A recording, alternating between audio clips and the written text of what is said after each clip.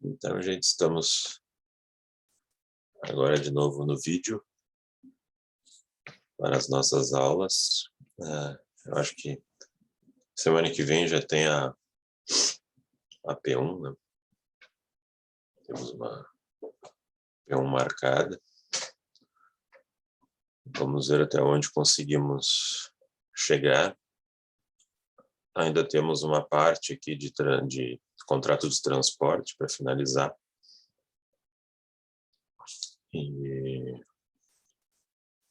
Então, agora nós passamos para o transporte aéreo de passageiros, que é um setor aí que, talvez do contrato de transporte que mais acabe gerando conflitos em juízo.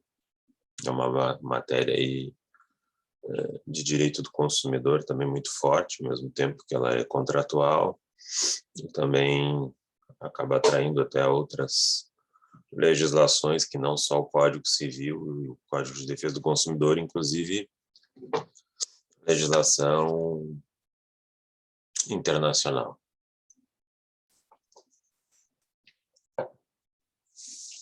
E temos aí problemas variados que devem ter diminuído um pouco, né, por conta da pandemia, né, que deixou os aviões no chão.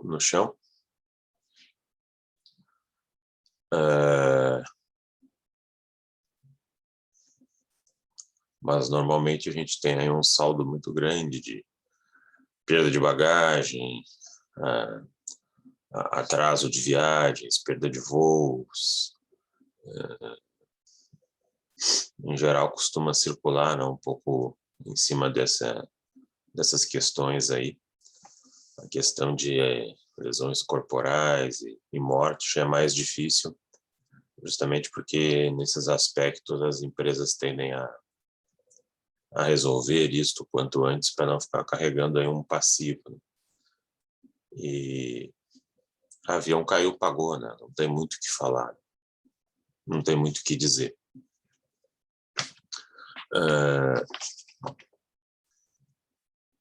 É uma questão de cálculo, né? Cálculo para saber quem vai receber algo e até onde vai receber. Se um pai, uma mãe por perder um filho não há problema, um filho por perder os pais é bem evidente agora. Aí daqui a pouco começa, eu perdi um irmão, né? Enfim, aí já começa a ter uma variação em termos de se pensar o valor, né, que vai ser aplicado. Mas o transporte aéreo, né, nos seus primórdios, né, ali no início do século XX, né, eu já estou pensando ali com a descoberta, né, da própria questão do avião em si, né, do voo aéreo, mas já como exploração econômica, né, ele surge ali no início do século XX, né, e inclusive acabou sendo um equipamento usado para a guerra. Ele surge, né, como máquina de guerra ali na Primeira Guerra Mundial, marcando uma presença forte ali, né, marcando o início dos bombardeios, né, que aí na Segunda Guerra Mundial já tomou um outro padrão, né, e aí já se evoluiu muito mais. Mas no início do século XX você tem no transporte aéreo, sim, um setor de grande risco, né?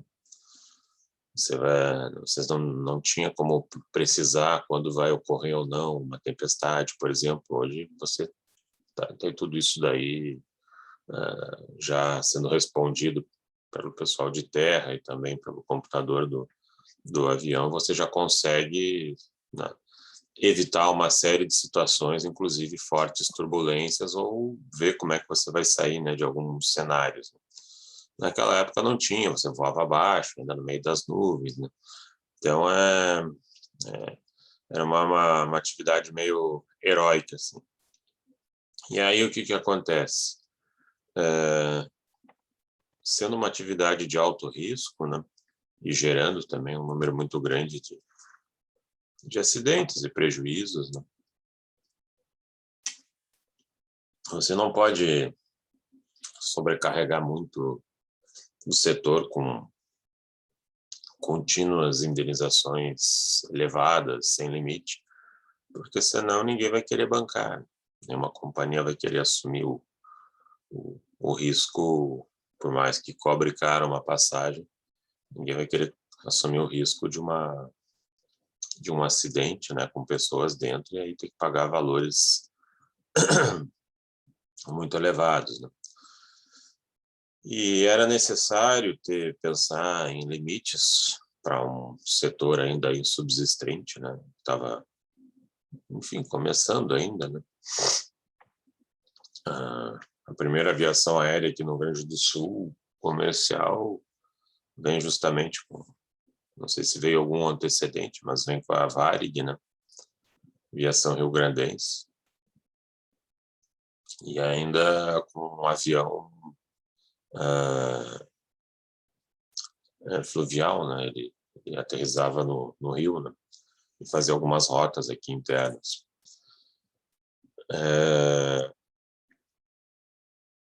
Para que houvesse esses limites e isto fosse usado de forma uniforme, né? Você imagina você cruzar a Europa, você cruza aí quantos países, né? Vai fazer uma viagem de algumas horas, daqui a pouco você passa por 3 países, às vezes até mais. E aí cada país com suas regras.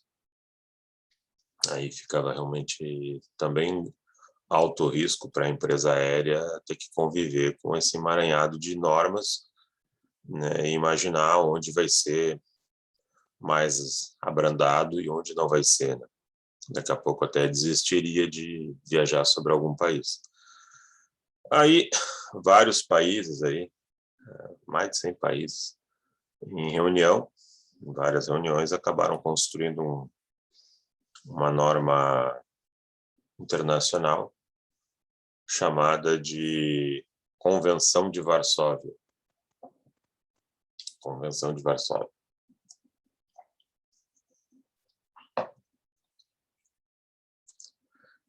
Que é de 12 de outubro de 1929. Falta um pouquinho aí para celebrar alguns anos da existência dela.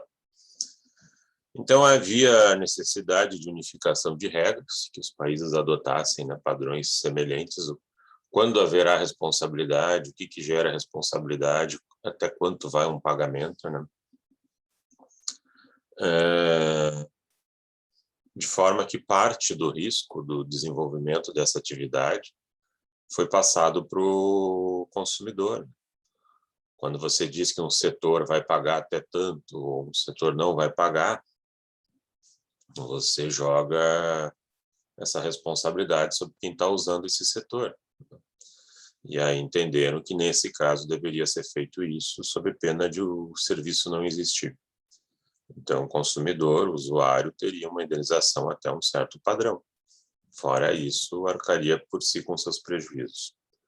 O Brasil introduziu essa Convenção de Varsóvia em 1931, por meio do decreto 20.604. 20.604, em 1931. Então, ela passou a se tornar lei aqui entre nós, né, 2 anos depois ali da sua aprovação. 120 países foram signatários dela. Ela trabalhava ainda com a ideia de responsabilidade subjetiva, né, afastando a responsabilidade objetiva do transportador aéreo. Já existia essa responsabilidade objetiva para outros setores, com a questão da culpa presumida, né, ou a questão de que a culpa não precisava ser trabalhada porque você tem uma situação de risco e o risco gerou um dano, e o risco estando ligado a uma atividade sua, você paga. No Brasil, a primeira lei a trabalhar a responsabilidade objetiva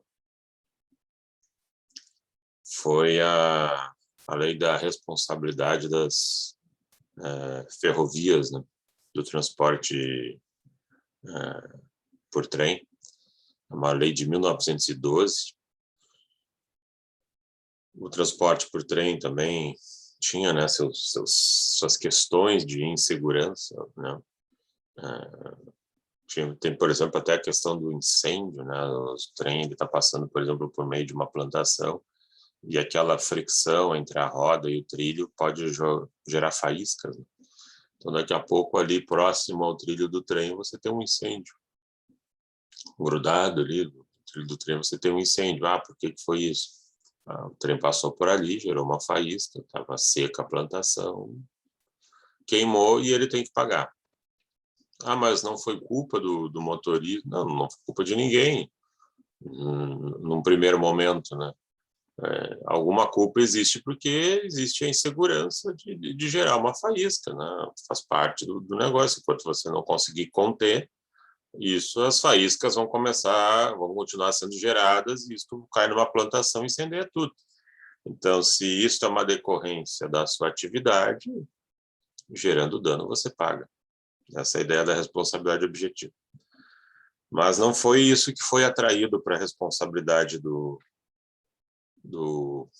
transportador, né, que poderia debater, olha, houve culpa da empresa, houve falha na aeronave, houve falha do piloto. Não, o avião caiu por decorrência de uma tempestade, ou caiu por decorrência de uma turbulência muito forte, né, coisas que eles não tinham como, que a gente não tem como evitar e nem eles tinham como presumir que iria acontecer.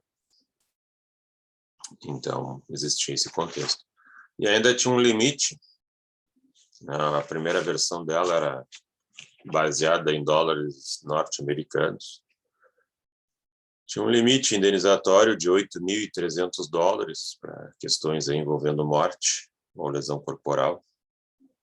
Tinha também uma questão de bagagens, $16 por quilo de bagagem, até um certo limite. Embora $8.300 norte-americanos na década de 20 aí, fosse muito dinheiro, bem mais do que significa hoje, né? Então também não era de se pensar que o valor indenizatório fosse baixo. Não, ele era elevado também, mas era um limite, né? Senão também chega aquele ponto em que daqui a pouco ninguém vai transportar o time do Chelsea ou da Inglaterra, porque só ali em termos de jogadores e tal, você está lidando aí com bilhões de libras, não, bilhões de dólares. Uma queda aí com esse pessoal aí, você quebra a companhia, pode fechar ela. Então, quem vale tanto assim, que faça seus próprios seguros de vida, né? Bom, o que acontece é que a Convenção de Varsóvia é uma coisa só. O que tem ocorrido depois são atualizações. São atualizações dela.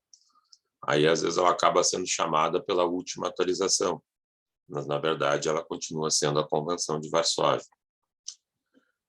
Então, ali em 1955, nós temos o Protocolo de Haia. O Protocolo de Haia, que é uma dessas atualizações.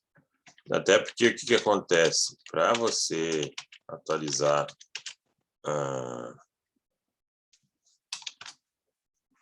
uma lei assinada por 120 países, vai ficar anos preparando isso daí. Tem que fazer reuniões preparatórias, criar comissões, cada país vai criar os seus, aí cada um vai vir com dicas, ideias, aí abre-se os debates, e assim vai até que você chega num ponto de consenso e aprova alguma regra nova. Submetido ainda ao lobby das companhias aéreas, entre outros, né? Então é pressão de todo lado e não é algo tão simples de acontecer, é bem trabalhoso. Mas no protocolo de Haia, trouxeram novos limites e tiraram, então, os dólares norte-americanos e passaram a usar uma outra moeda chamada franco Poincaré. uma moeda aí para ser usada, então, para fins de indenização de quem fosse atingido, né, por danos derivados do transporte aéreo internacional.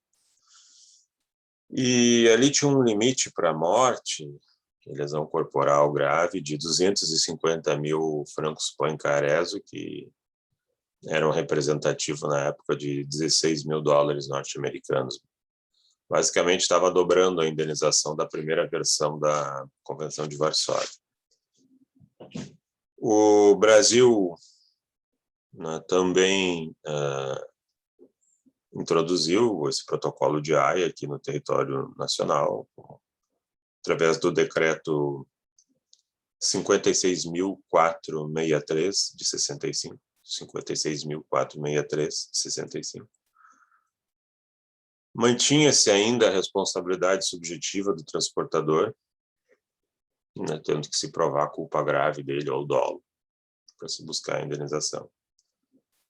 E, posteriormente, ainda na vigência desse protocolo de Haia, esse franco Poincaré foi trocado por uma outra moeda chamada de DES, Direito Especial de Saque, que na sigla em inglês se chama SDR, Special Drawing Rights.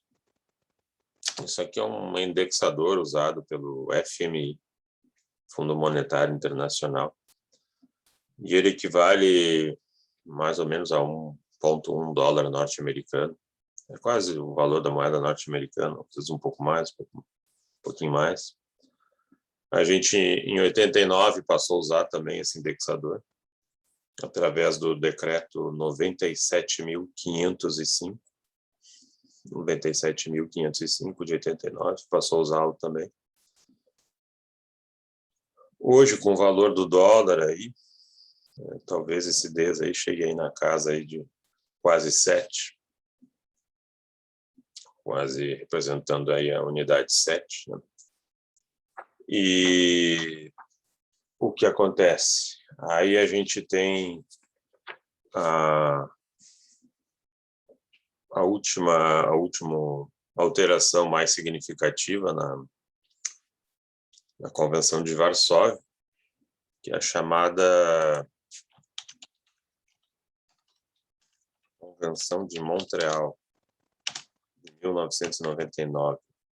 Então, às vezes o pessoal chama, mas o Tratado de Montreal, a Convenção de Montreal, tudo bem, ele é uma alteração, mas continua sendo Convenção de Varsóvia, é só um documento que, né, mais atualizou ela, e às vezes o pessoal acaba usando como referência.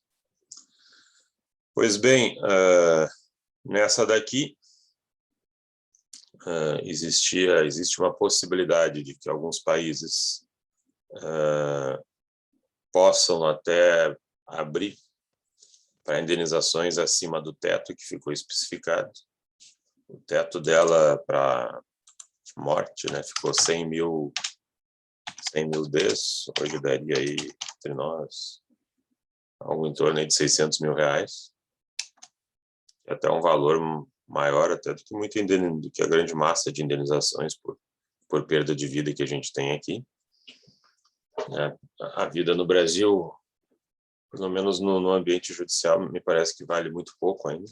Falta uma sensibilidade melhor ali para a gente enxergar a necessidade de proteção das pessoas. Do contrário, ficaria aí, né, nessa casa, hein? 100 mil DES deve dar uns 140 mil dólares norte-americanos, vai dar então, algo entre 600 e 700 mil reais. Para atrasos, também tem um teto de 1.150 DES, no caso de atraso de voo por passageiro. Não significa que a pessoa vai ganhar isso. Significa que, se na decisão judicial houver uma aplicação de uma indenização, esse seria o teto máximo para ser utilizado. Temos também aqui a questão de perda de bagagens. mais ou menos dá 17 Ds por quilo, um teto máximo de 1.000 Ds. Ds também, não sei se chega aí, talvez a R$8.000 por perda de bagagem, como teto máximo. A dúvida é se isso daí poderia, se isso aí é utilizado só para fins de danos materiais ou encobre também os morais, né? Porque às vezes tu perde uma mala, isso pode representar uma perda em danos morais maior do que o valor dela mesmo. Dependendo das coisas que tinham ali, e tu provar que estão ali, né? É uma questão de mais a afeição, né, que propriamente representatividade material, e aí o sujeito sofre porque teve essa perda aí, né? Diante da bagagem, né, que não chegou, né, no seu destino. Bom, aí tem vários cenários, né? Tem algumas coisas até que a própria Convenção de Varsóvia acaba não albergando, né? Então, naquilo que ela não trata, não tem como utilizar ela como um limitador, né? Eu tive um caso foi um casal, ele casou no sábado, ia viajar domingo para o Tahiti. Aí eles tinham que pegar um voo de Porto Alegre para São Paulo, depois São Paulo, Santiago do Chile, né? Voltar tudo para lá pegar um voo em direção ao Tahiti. Isso seria a Latam, e hoje é Latam. E aí o voo de Porto Alegre atrasou, chegou em São Paulo atrasado, não conseguiram pegar o voo do Chile, né? E aí entraram em desespero e tal, aí a companhia aérea disse, não, nós vamos dar um jeito aí, né? No caso de vocês, só que aí vocês vão por Paris, né? Quer dizer, aí mandaram o pessoal de São Paulo para Paris, aí depois Paris voltaram tudo para Los Angeles, e depois Los Angeles foram para o Tahiti. E na volta também botaram eles nesse mesmo esquema, né? Em vez de voltar de Tahiti, Santiago, São Paulo, Porto Alegre, voltaram para Los Angeles, Paris, São Paulo, e aí vieram para Porto Alegre. Quer dizer, deram várias voltas gratuitas aí ao redor do globo, né? Só ali de tempo de voo ali, foram quase 70 horas, né? Botando todo o percurso que eles fizeram. Não, cara, viram todos filmes, né? E não chegavam nunca, né? Estavam dando tanta volta quanto a própria tripulação, né, do avião. Então, isso foi bem desgastante. Aí eles pediram, não, dando moral, outra empresa por todo esses desgastes, né? Já chega muito cansado no lugar, né? Aproveita menos, né? Uma falta de sensibilidade, né, da empresa em relação a isso, né? E aí ganharam a reparação. Teve um outro caso também, esse foi mais peculiar ainda. Não, era uma moça, né? Uma estudante, ela fez doutorado e aí a tese dela ganhou um prêmio lá para Portugal, e aí ela foi lá em Portugal pegar o prêmio. Era um prêmio em dinheiro também, né? Além do prêmio em si, né? Do valor que ele representa, né? Academicamente, né? E saiu o casal daqui, despachou a mala, né? Em Porto Alegre, e eles iam para Portugal, Lisboa. Aí chegou lá, pegou a mala dela, ela achou estranho que tinha em vez de ter a etiqueta, né, da empresa, né, impressa, tinha uma etiqueta escrita à mão, né? Mas tá, tudo bem, pegou a mala dela. Foi lá, recebeu o prêmio.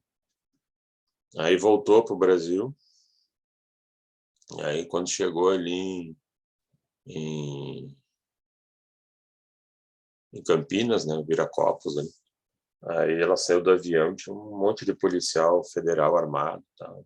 Aí pegaram ele e ela, tal, levaram lá para a sala da Polícia Federal, revistaram ele. E até aí ela sem saber nada, né? O que está acontecendo, né? Que horror. Aí interrogaram eles e tal, enfim. E perderam até o voo de volta. A família dela estava toda pronta para receber eles e tal. Aí o delegado lá disse, não, o que acontece é que chegou lá em Portugal uma mala com um impresso lá do teu nome. E ninguém pegou essa mala. E como ninguém pegou, eles mandaram de volta. Aí chegou uma mala isolada aqui no Brasil, a gente tem que passar no raio-x, né? Aí eles passaram no raio-x, viram que tinha umas coisas meio estranhas ali, abriram a mala, tinha 50 quilos de cocaína dentro da mala, né?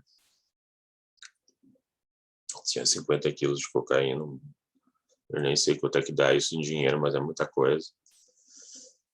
E aí foram ver o nome dela e foram rastrear os passos dela, né? Para saber onde é que ela estava, quem era ela. Aí começaram a interrogar daqui e dali e viram que eles não tinham nada a ver com o negócio, que eles tinham sido enrolados, né, no meio desse contexto. E aí, né, se pediu indenização pela companhia aérea por deixar isso acontecer. Não sei se foi ali o pessoal de solo ali da empresa que fez isso, ou se foi em algum outro lugar, mas eles arrancaram a etiqueta impressa da mala dela, que ela despachou, e usaram numa outra mala. E aí, em substitutivo, fizeram uma outra etiqueta para ela à mão. Por isso que ela achou estranho, até guardou, mas tudo bem.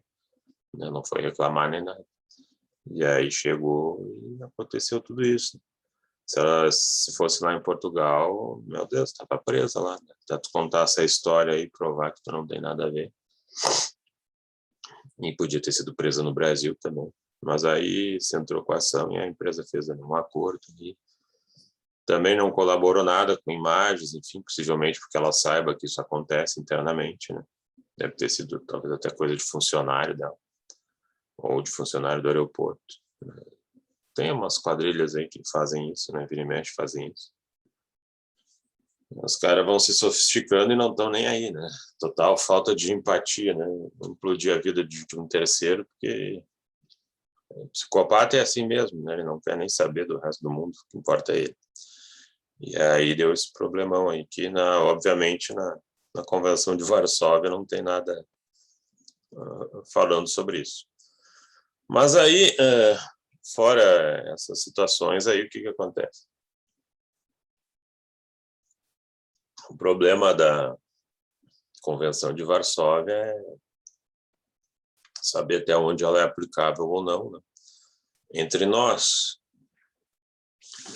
E aí, o que acontece? Nós tínhamos, por exemplo, aqui, pegando aqui umas fases da jurisprudência, um RESP,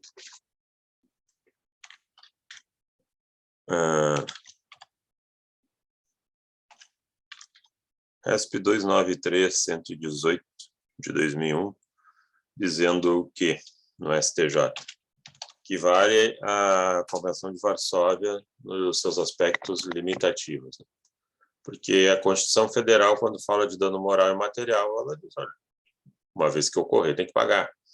Então, ela trabalha com a ideia da extensão do dano. O Código de Defesa do Consumidor também. O Código Civil até faz um pormenor ali, se colocar aqui. Dependendo do caso, até da capacidade, quem sabe, do causador do dano ou da contribuição da vítima para a ocorrência da situação, possa haver uma diminuição do valor da indenização. Mas o resto é mais aberto. E a Convenção de Varsóvia, ela não fala abertamente, ela diz até quanto deve ir, né, um valor reparatório. Bom, temos essa primeira versão ali, STJ, dizendo que é aplicável a Convenção de Varsóvia com seus limites, 2001. Depois nós temos um outro caso aqui, agravo regimental 588172, aqui já de 2004, STJ também, dizendo que, olha, na falta de outros parâmetros para se chegar num valor, então se use o teto da Convenção de Varsóvia, se não se conseguir provar melhor aquele direito que está sendo invocado e a extensão dele. E depois nós temos também, de novo, aqui agravo regimental 12.30.663 de 2010, STJ. Já dizendo o seguinte, olha, prevalece o CDC, que é Lei Ordinária Federal, enfim, tem vínculo com a Constituição Federal, a proteção do consumidor, então afasta-se da Convenção de Varsóvia. Ok, aí, passados alguns anos, acho que você já deve fazer uns 2, 3 anos, entrou o STF na briga, né? E o STF, por meio do recurso extraordinário 6331 e o REX 766618,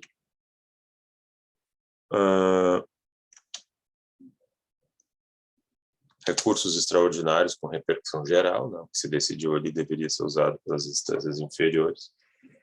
Nós tínhamos um caso de um atraso de 12 horas num voo, né? E a passageira pediu ali R$6.000 de indenização.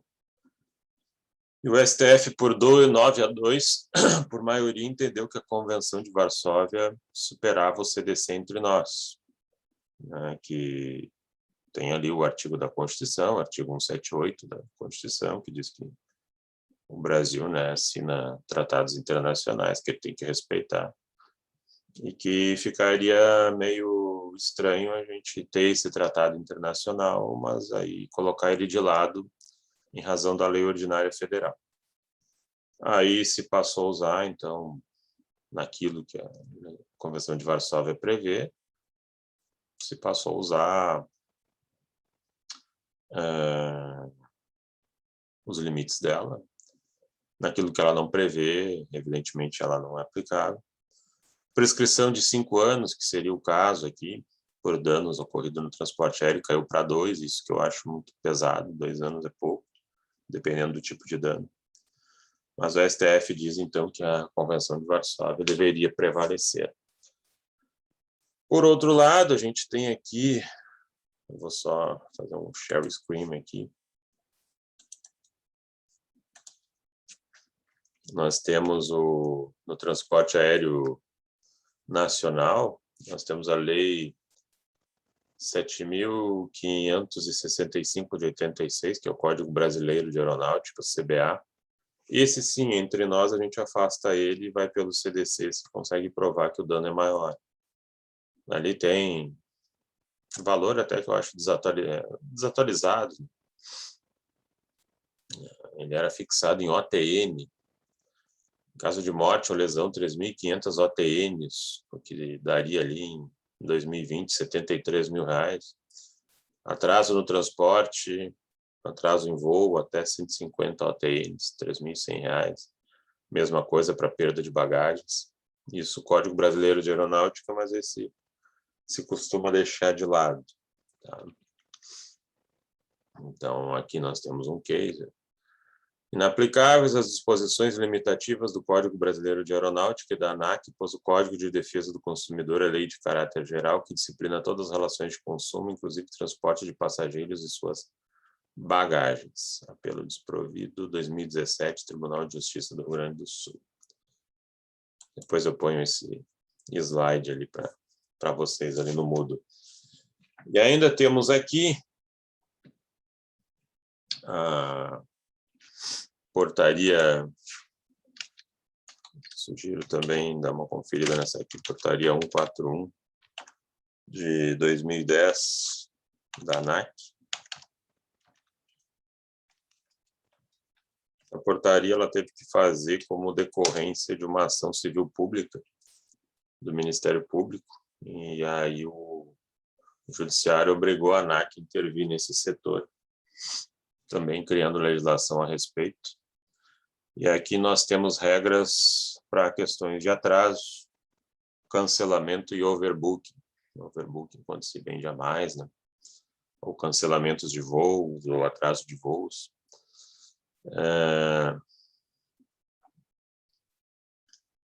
Ali talvez, acho que uma decorrência geral do governo, no primeiro governo do Lula, ali, houve uma melhora aí da economia e mais empréstimos também começaram a aportar no mercado, as pessoas estavam com mais capacidades econômicas, né? E começou a haver uma demanda muito grande por conta de transportes aéreos. As passagens também estavam bem em conta e a ideia era vender mais, né? Trabalhar mais a quantidade do que a unidade. Era uma época também que milhas tinham um valor, né, interessante, né? Você conseguia comprar outras passagens por meio de milhas. Hoje isso aí caiu muito, né? Você precisa gastar muito para ter algumas milhas a mais. E se vendia milhas e tal, enfim, né? Tinha um mercado interessante nisso. Só que a gente não tinha infraestrutura aeroportuária para isso. Se tem alguma coisa que a Copa ou as Olimpíadas podem ter melhorado, foi justamente ter ampliado aí alguns aeroportos, ter melhorado a capacidade deles de fluência, né? Ter dado um jeito, né? Um upgrade aí, né? Nesses lugares aí, né? Viracopos, Brasília, até o nosso aqui, né? Virou uma coisa bem diferente do que costumava ser, né? Só que, como não tinha estrutura, né? Eles continuavam vendendo passagens, mas não tinham voos, nem equipe, nem ninguém para dar vazão. Então, as pessoas estavam largadas, né? Nos aeroportos, ficavam 24 horas, 48 horas. Famílias largadas nos aeroportos e as empresas nem aí, né? Cancelavam voos, enfim, não realizavam voos porque não tinham estrutura suficiente.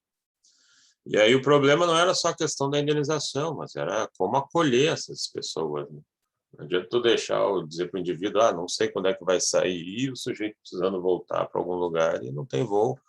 Não adianta nada ele depois entrar com uma ação para cobrar lá alguns valores. Ele precisa de solução, né? E aí o Ministério Público chamou a ANAC para intervir nesse problema aí. Foi também uma época pesada, porque a gente teve ali 2 acidentes, foi 2006, 2007, né? 2006 foi o trombada aérea com a Gol, né? Que era uma companhia que estava muito visada, também por motivos políticos e tal. E depois teve, em 2007, foi a derrapagem do avião da TAM ali em Congonhas também. Matou mais gente ainda, né? Os 2 maiores acidentes aéreos do Brasil aconteceram nesses 2 anos, né, no meio dessa confusão toda. Essa portaria ela reprisa o que diz o Código Brasileiro de Aeronáutica no sentido de referir que o atraso é considerado o que supera 4 horas, né, pelo menos para o passageiro, né, é o que supera 4 horas. Então, ele está dizendo aqui que o risco do desenvolvimento até 4 horas é azar do passageiro. Mas eu tinha uma audiência, eu tinha um compromisso, vai um dia antes. Aí o que acontece? Alternativas surgem para esses atrasos, né? Então, o que acontece? Após 1 hora de atraso, tem que dar ali meios de comunicação, telefone, internet para o passageiro. Após 2 horas, tem que conseguir alimentação para o passageiro, né? Embora ainda não esteja indenizando e nem ele possa estar desistindo sob pena de pagar multa. Menos de 4 horas não pode dizer, então me dá meu dinheiro de volta que eu vou me virar. Até aí tu está pagando multa pela desistência. Mais de 4 horas, depois de 4 horas, se a empresa não conseguiu te colocar em voo nenhum, tu pode desistir, perde o dinheiro de volta. ou também continua ligado a ela e ela tem que te dar acomodação, traslado, enfim, né, ou te botar no primeiro voo que ela for fornecer, ou te botar em voo de outra empresa. Ela tem que dar alternativas, né? Daqui a pouco você... Fora outros cenários, né? Sair de Florianópolis para Porto Alegre, que está uma tempestade, não tem como pousar. Bom, vai voltar para Florianópolis e lá eles vão ter que te botar num hotel e te botar no primeiro voo da manhã que vem para Porto Alegre. Isso é risco dela, risco da operação dela, ela tem que matar isso no peito, hein? Tá? E, por último, eu vou deixar também lá um slide lá para vocês.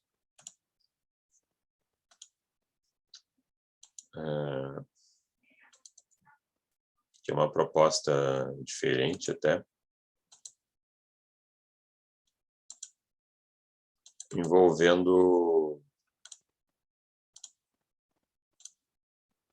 o caso do voo 447 da Air France, né? Foi um voo que aqui tem a referência, né? Um artigo da professora Nádia de Araújo. O voo 447 da Air France, morreram 228 pessoas a bordo. Isto foi lá em 2009, né? O A330 saiu do Rio de Janeiro, ia para Paris, 2 horas depois ele desapareceu no radar. Ali houve um problema nas chamadas, eles chamam células pitot, que ficam para fora da aeronave, né? E ela ficou congelou, né? E elas servem para justamente medir a velocidade do avião no momento em que estava entupido, enfim, o computador do avião começou a interpretar que ele tinha que diminuir a velocidade, e aí o avião começou a entrar em stall. O comandante até era o horário que ele estava dormindo, ele acordou no meio do problema ali, e o copiloto não conseguiu reagir, né? Houve também problema de comunicação interna, então houve falha humana somada à falha mecânica, e não conseguiam fazer o avião, né, ter uma outra leitura, e aí ele foi caindo e se esborrachou no Atlântico, né?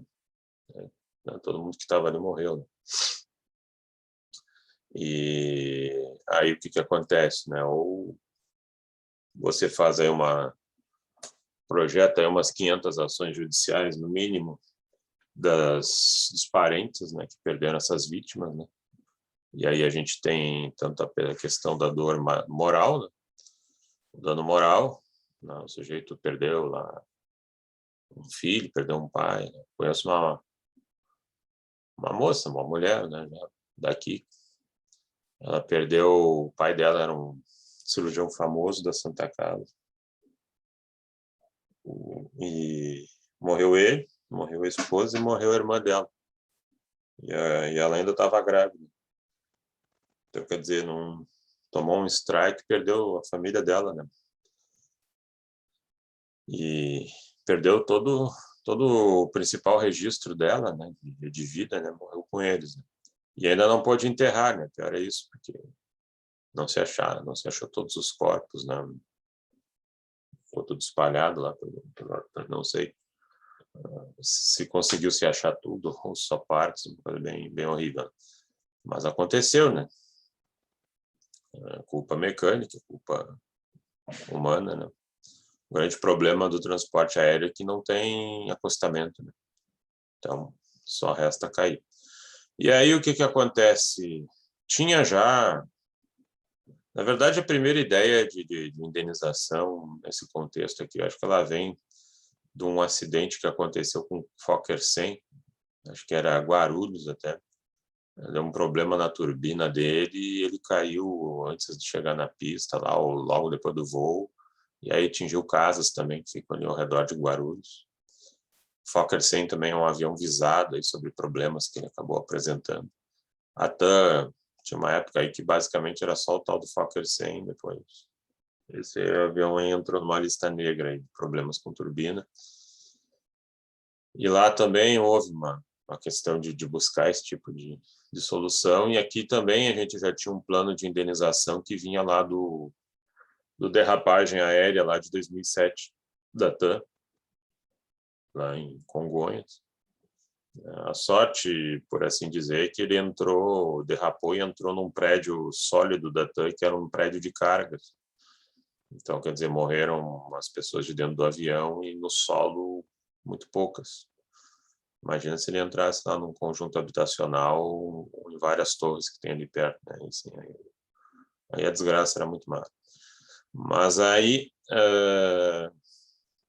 houve aquela reunião, né? E que se buscou projetar aqui também, né? Aí veio ali a Secretaria de Direito Econômico do Ministério da Justiça, que é um órgão que não existe mais, Procon do Rio, MP do Rio, Defensoria do Rio. E vamos chamar a companhia aérea, vamos chamar a seguradora dela, vamos chamar as pessoas, né, as vítimas, né? E vamos fazer quem sabe, um grupo aqui para criar uma grande mediação com cálculo de indenizações e evitar que isso vire ação judicial. E a companhia tem interesse nisso, né? Porque imagina teu nome rolar anos a fio por conta de uma queda de um avião e tu não pagou a conta. Então, a pessoa começa a pular fora, né? Aquela ali cai e não assume, né? Então, está no contexto dela apagar isso aí o quanto antes. E aí fizeram todo um regimento desse sistema de mediação com princípios, né? Regimento interno, questões de direito de toda a ordem, parâmetros financeiros que acabaram sendo até maiores do que os fixados pelo STJ. Aí você tinha que identificar quem realmente eram os beneficiários, né? Morreu um sobrinho, esse sobrinho morava contigo, você dependia dele economicamente, morreu o filho, morreu o pai. Até onde a gente vai em termos de indenização, né? O que cada um representava também materialmente para as pessoas que ficaram, né? Então, tudo isso era analisado caso a caso, tinha um mediador que fazia aproximação entre a empresa e as vítimas, e os familiares das vítimas, auxiliares, o mediador, tinha conselho consultivo, indicando como poderia ser calculado melhor. Todo mundo ali de dentro sabia o que cada um estava ganhando, embora, como é mediação, a gente não sabe quanto que foi tratado, porque ele é sigiloso, né? Mas todo mundo sabia da vida de todo mundo. A questão aqui é que, feitas todas as análises de quem ia ganhar, quanto ia ganhar, como ia ganhar, o tempo total de duração dessa mediação aqui foi 1 ano e 10 meses, né? Menos do que qualquer ação judicial individual que fosse proposta, né? 99% dos envolvidos aceitaram. Teve um caso lá que entrou nos Estados Unidos, sei lá, com uma pretensão de cobrar mais, né? Parece que quem entrava aqui na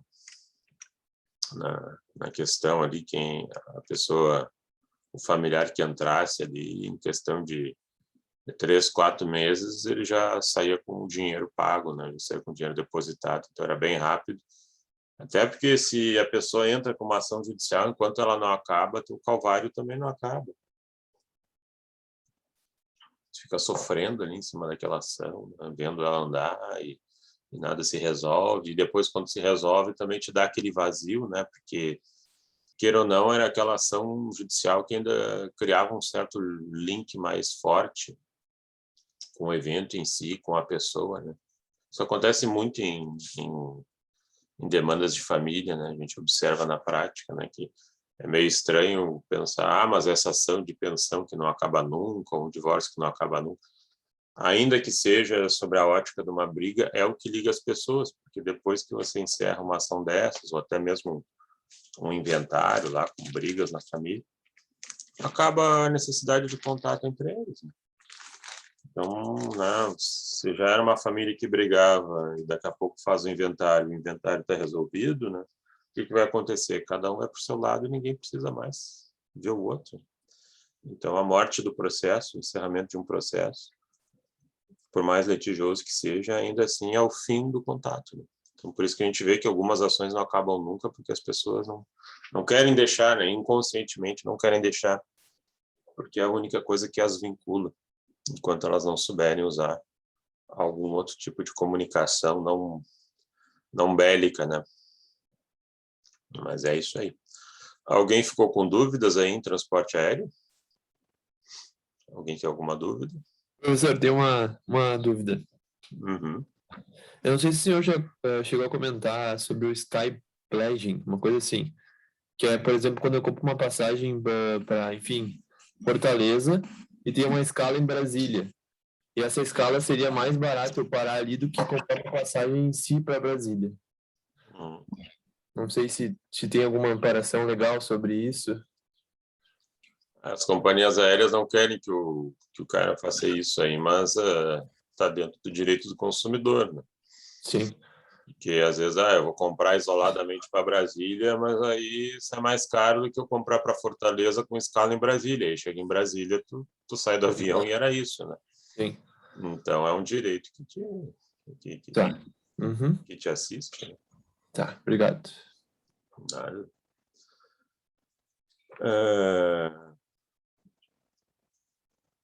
Bom, aí a gente muda agora de contrato, gente. Vamos para um outro. Que é o contrato, não é exclusivo, mas é o contrato do advogado, bem dizer. Que é o contrato de mandato.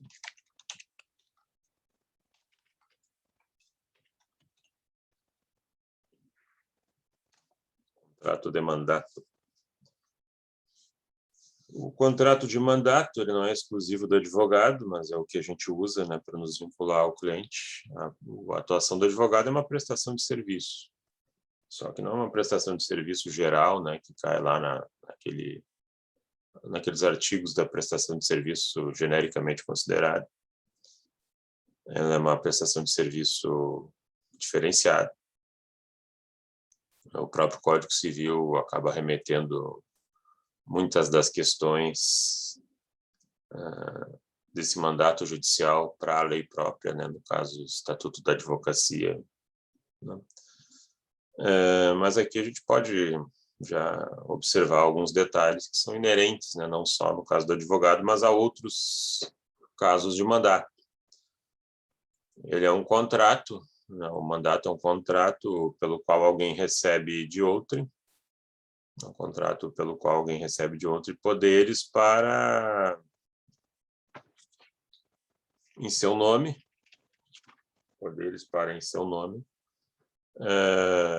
praticar atos ou administrar interesses.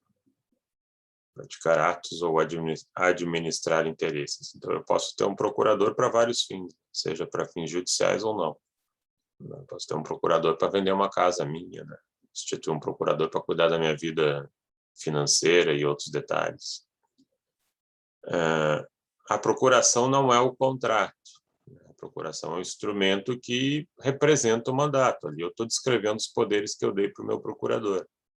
Ela é um indicativo de que existe um contrato de mandato, mas ela não é o contrato em si. Ela é a descrição desses poderes. E é importante porque eu preciso olhar essa procuração para saber se o sujeito está habilitado ou não para defender os interesses desse mandante, né? Dessa pessoa que outorga a procuração.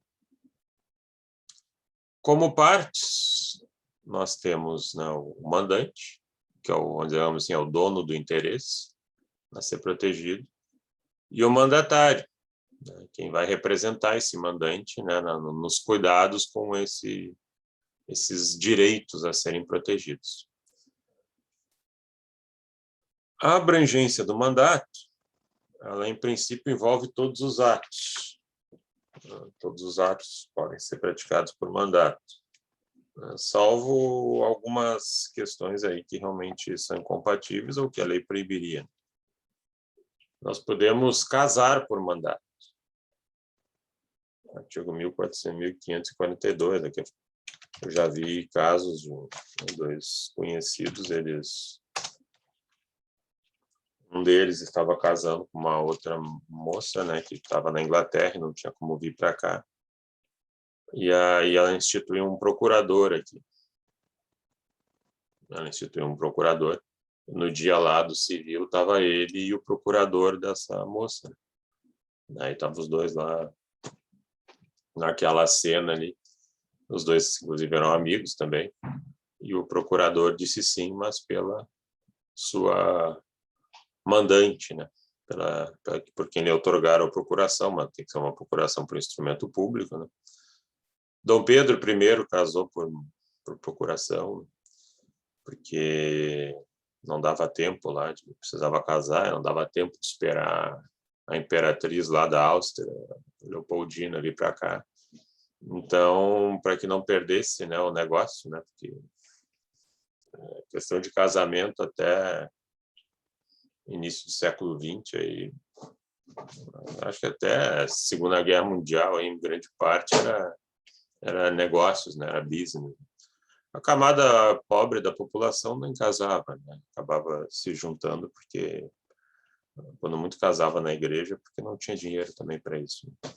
E quem tinha patrimônio e tal, fazia do casamento um negócio, né? A ideia de amor no casamento é uma invenção aí mas aí, segunda metade do século XX, né?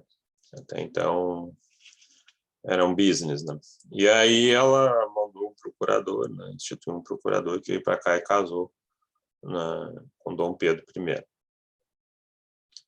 Agora tem outros que não dá. Tem outros que não dá para ter procurador, tem outros que não dá para fazer por mandato. Não admite, por exemplo, testamento por mandato.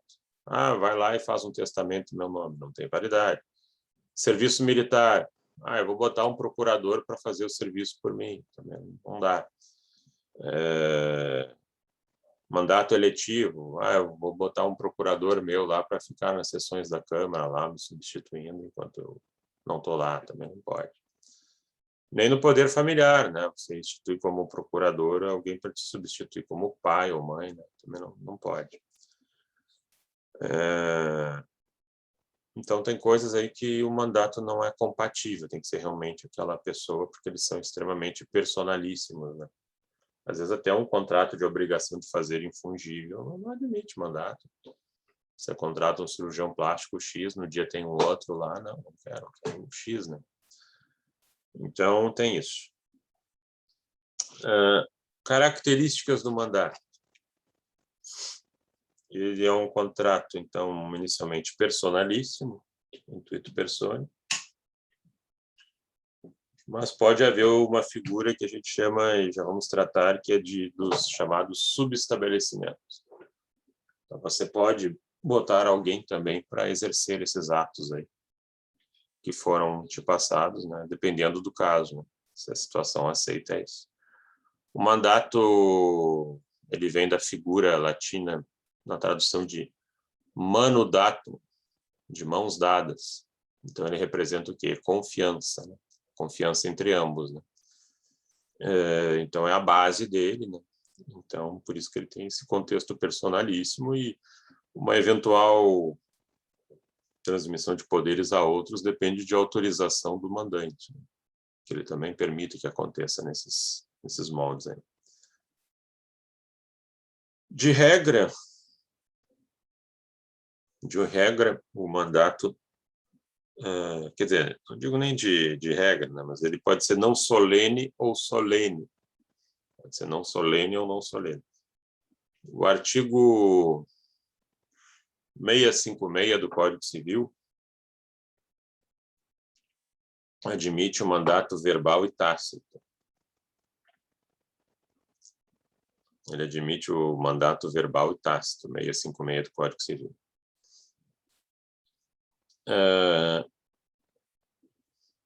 Pode ser até, né, quer dizer, presumido em determinadas situações um mandato. Mas em situações especiais ele tem que ser solene, inclusive uma solenidade até passando por um registro público, né, no caso, uma escritura por tabelionato, que é o caso do casamento. O artigo 1542 do Código Civil tem poderes especiais para casar, tem que ser feito por instrumento público, tem que ser por escrito. Se o ato a ser praticado é solene, o mandato também tem que ser. Artigo 657. Quer dizer, se o ato envolve, por exemplo, a compra e venda de um imóvel, e você quer instituir um procurador para o vendedor ou o comprador, esse mandato também tem que ser solene por escrito. Não teria como fazer um mandato verbal. Ainda, consta ali do artigo 658 do Código Civil que a regra é que o mandato seja gratuito. A regra do mandato é que ele seja gratuito, artigo 658 do Código Civil. Mas ali tem a exceção, nesse mesmo 658, que diz o seguinte: será oneroso quando o mandatário age por ofício. Será oneroso quando o mandatário age por ofício. E se não houver remuneração estabelecida, nesse caso aí, se ele age por ofício, mas não chegou a combinar uma remuneração, a gente usa usos do lugar ou o arbitramento. Está lá no parágrafo único do 658. Por exemplo, vamos falar que o trabalho do advogado não é gratuito. Nenhuma parte dele é gratuita. Inclusive, tem tabela da ordem para isso. Não combinou um valor, usa os percentuais e valores da tabela da ordem. Então, se você vai consultar um advogado e não quer pagar nada, você tem que perguntar: a consulta é paga? Porque se você consultar ele te der uma instrução, ele já tem direito de te cobrar. Se ele fizer uma petição num processo, ele tem direito de te cobrar. Mesmo que não tenham combinado nada, ele vai usar, no mínimo, a tabela da ordem. O único jeito de um advogado não te cobrar nada é se ele fizer uma advocacia do tipo pro bono. Advocacia pro bono. O que é advocacia pro bono? Ele não vai te cobrar nem no início nem no fim. Ele vai se contentar, quando muito, com honorários de sucumbência que a outra parte vai ter que pagar. Isso é o que acontece, por exemplo, no SAJU ali da PUC, Serviço de Assistência Judiciária Gratuita. Né? Não pode cobrar nada da pessoa, nem no fim, nem no início. Né? Não pode anunciar também isso, né? No tipo, já como uma ideia de captação. Né? Aquilo ali é um serviço feito para a população, mas também para ajudar os alunos a entrarem em contato com a prática. Né? Ali, como é pro bono, aí sim você faz aí essa figura. Saindo disso, a remuneração ela é devida, porque o advogado age assim por ofício. Alguma dúvida aqui? E aí, temos uma outra figura aqui, importante também, que é a questão do subestabelecimento.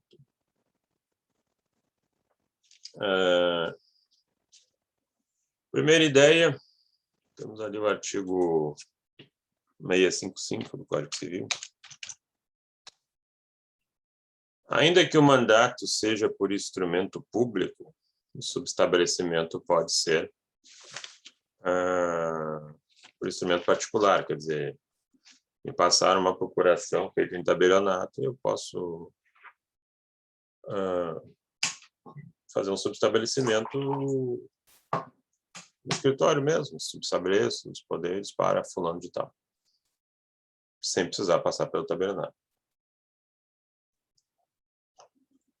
No EPROC, processo eletrônico, isso ainda é mais fácil. Tu põe lá o subestabelecimento, escolhe a pessoa, né, diz ali se é com reservas ou sem reservas e já está feito o subestabelecimento. Não precisa nem juntar ali uma peça assinada. Bom, o que acontece? O subestabelecimento ele pode ser total ou parcial, pode envolver todos os poderes que o mandatário recebeu, ou parte deles. O fato é que ali a gente tem alguns cenários. Nós temos ali, por exemplo, o subestabelecimento com autorização do mandante. Isso autoriza a gente fazer o subestabelecimento. Artigo 667, parágrafo Segundo, né? Por que eu vou fazer um subestabelecimento? Porque eu preciso de alguém para me ajudar, para fazer uma audiência, para movimentar o processo, para assumir, né, para trabalhar junto comigo, porque isoladamente eu não consigo, né? A advocacia isolada, só você vai trabalhar 20 horas por dia e não vai dar vazão. Então, a ideia da advocacia sempre é um foco, né, nesse trabalho em equipe, né, no escritório. E aí você ganha uma procuração, ou já põe todos os advogados na procuração, ou põe para um e depois ele fica subestabelecendo o resto. O que acontece? Se eu subestabelecer alguém e esse subestabelecido gerar algum problema, eu posso ser responsabilizado, porque eu subestabeleci ele, se for provada da minha parte culpa em elegendo ou em vigilando. Quer dizer, eu escolhi mal, porque escolhi uma pessoa que não estava habilitada para isso, ou que, sei lá, estava cheio de problemas envolvendo advocacia, ou que também eu não acompanhei o desenvolver da atividade dele, não passei também instruções para ele, e aí isso gerou danos ao meu mandante.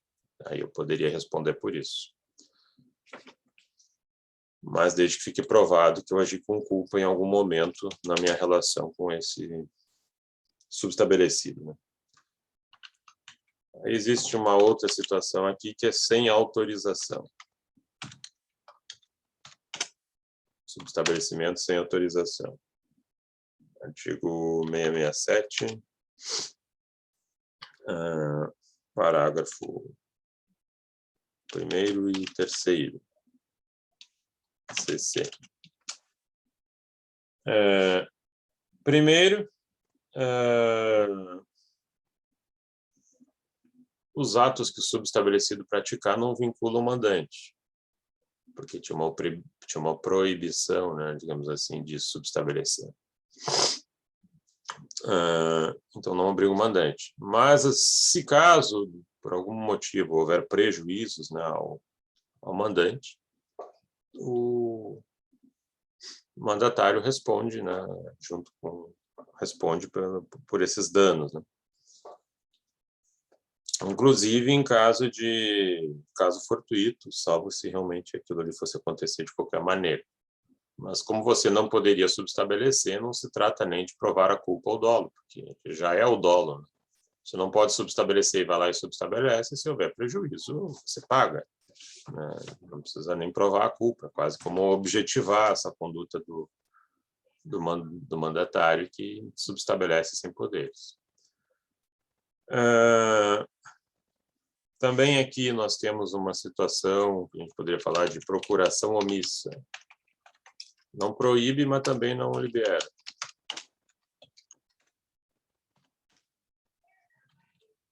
(67), 4. Não proíbe, mas também não libera. Aí o que acontece? De novo, o mandatário vai responder se ficar aprovado culpa, né, na escolha do subestabelecido, né? Se ele agir com culpa, o mandatário também responde. E tem uma última figura aqui, que é o subestabelecimento sem reserva. Sem reservas. Que corresponde a uma renúncia, né? Quando você fala um subestabeleço sem reserva para fulano, você está abrindo mão de tudo, de cobrar honorários e até honorários processuais. É como se você estivesse renunciando ao mandato, se retirando dele e abrindo espaço aí para o subestabelecido, então, assumir esse contexto aí de defesa dos interesses do mandante. Tá bem? Alguma dúvida aqui? E ainda um outro ponto que nós temos é a questão das espécies de mandato.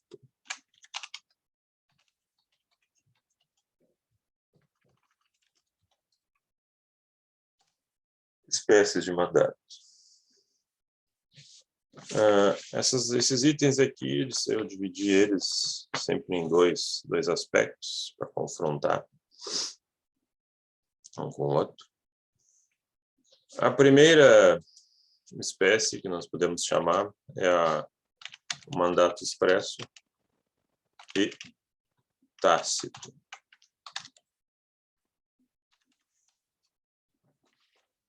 Mandato expresso, artigo 565, você outorga poderes para alguém, ele aceita esses poderes, né, ali de forma clara, né? E aí está constituído o mandato, onde tudo está realmente bem detalhado em termos de outorga de poderes e aceitação de poderes.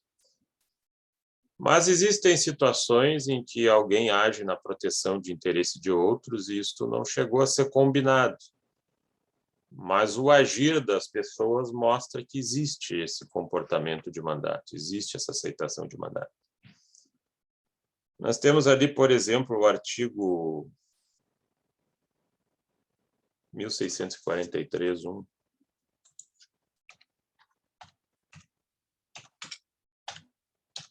Código Civil, inciso 1.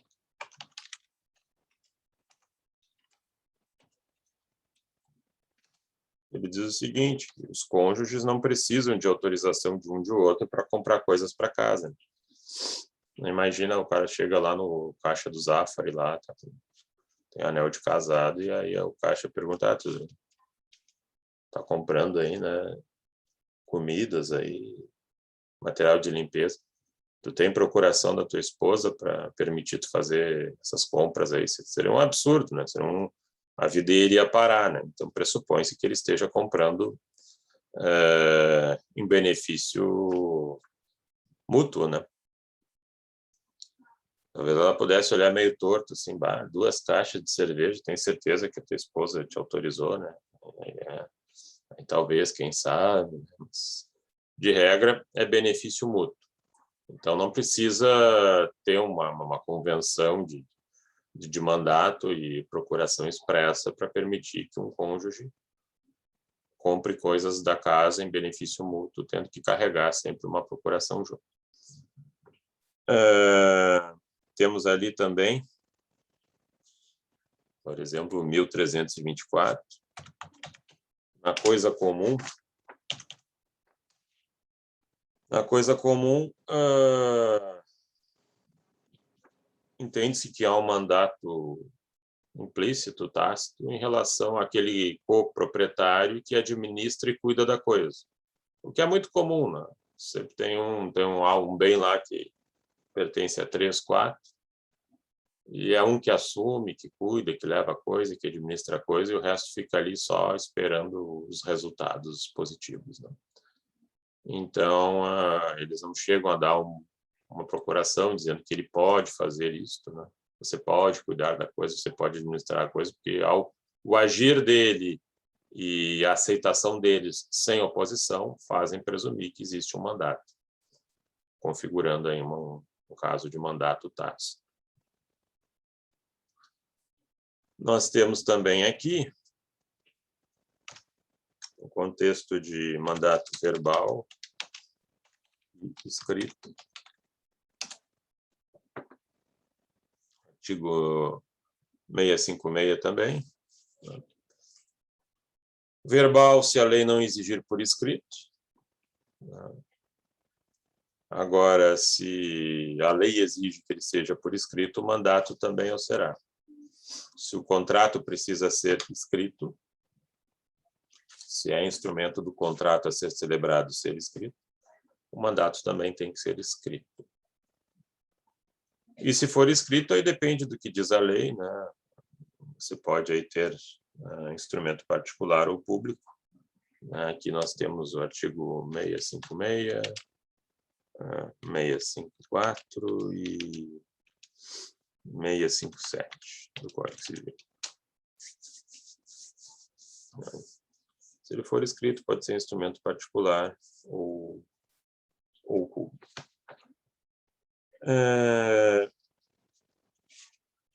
Ainda, uma outra divisão envolve aqui, esse aqui vem sozinho, mandato especial, aliás, desculpe, mandato extrajudicial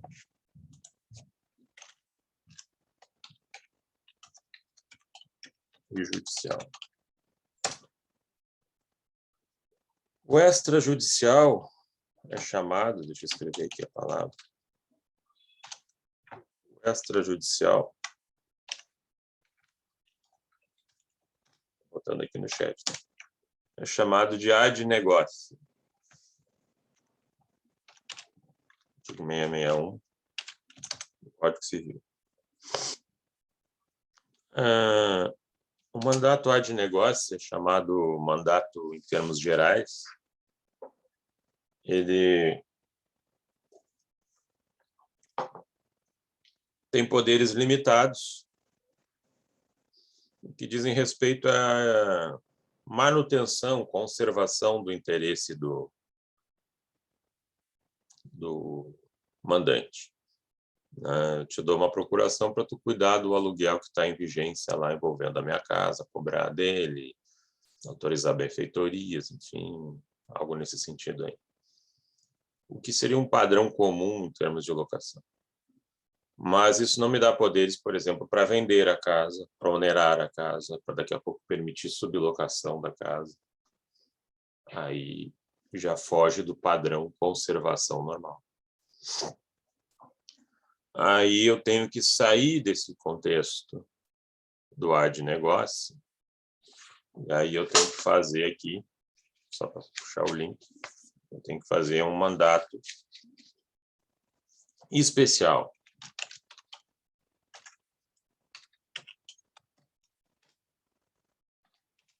Ali eu tenho, por exemplo, os artigos 660 e 661, parágrafo 1º, CC.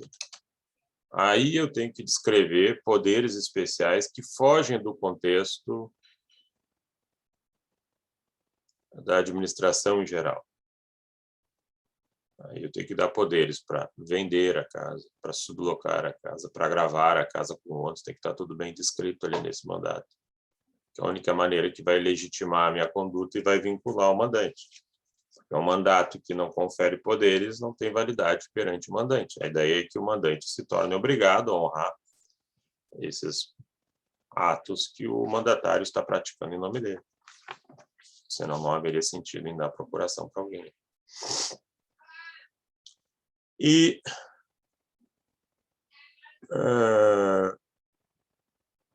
então eu precisaria da descrição específica aí desses poderes, né, para permitir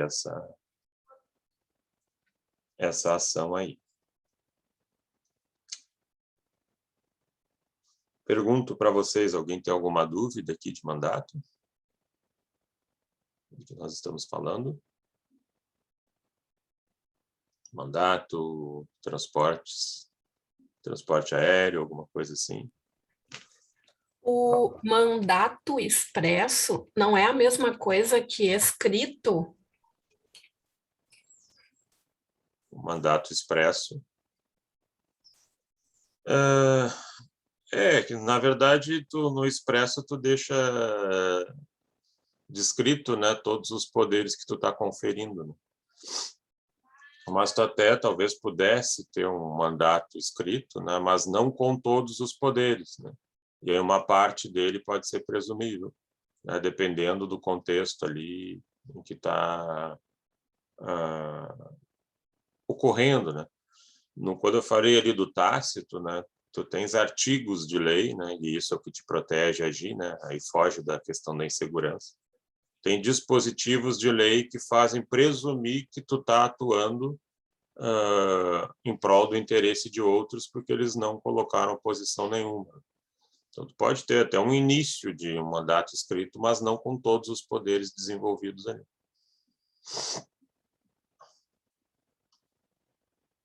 Agora, o mandato escrito mesmo, com toda a narrativa daquilo que faz parte dos poderes conferidos ao outorgado, pode ser uma exigência da lei.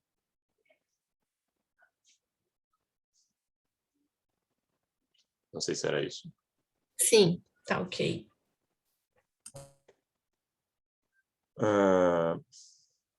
Faltou aqui eu falar, mas eu vou deixar para quarta-feira, porque aí tem uns detalhes a mais que eu quero incluir, e que justamente é o cerne da função do advogado, que é o mandato judicial, né, que se contrapõe ao extrajudicial. Então tem mais essa espécie de mais outra ainda que eu quero conversar. E aí vamos ver, além da aula, eu acho que a gente consegue fazer ver se a gente consegue fazer um exercício também, um pequeno exercício para fazer um aquece da P1 ali, né? Que a P1 é dia 13, eu acho, né? Depois do feriado, mas ela fica disponível ali 3 dias para vocês, né? Então, quer dizer, dia 13 não tem aula, porque é da P1. Nem dia 11 também não tem aula, né? Dia 11 não tem aula por causa do feriado. Sim. E aí, então, dia 13 tem aula, mas aí a aula é o prazo da prova, né? Tem 3 dias aí para fazer e postar lá no link que eu vou construir lá no Moodle. Como é que é a prova, professor? Justamente eu quero quarta-feira ver se a gente consegue fazer um exercício ali para já dar uma ideia de como é que funcionam as coisas. Eu quero botar ali para a gente dar uma trabalhadinha. E depois ela vai estar lá, é uma prova um tom mais objetivo, né? E aí você faz ela, põe as respostas e despacha lá no link do Moodle. Tá bom. Alguém tem mais alguma dúvida aqui por hoje, gente? Alguma outra coisa? Sem dúvidas, então. Então, quarta, retornamos aí, então. Tá bem? Uma boa semana a todos. Boa semana, professor. Até logo. É quarta, então. Até a quarta. Tchau, tchau. Um abraço.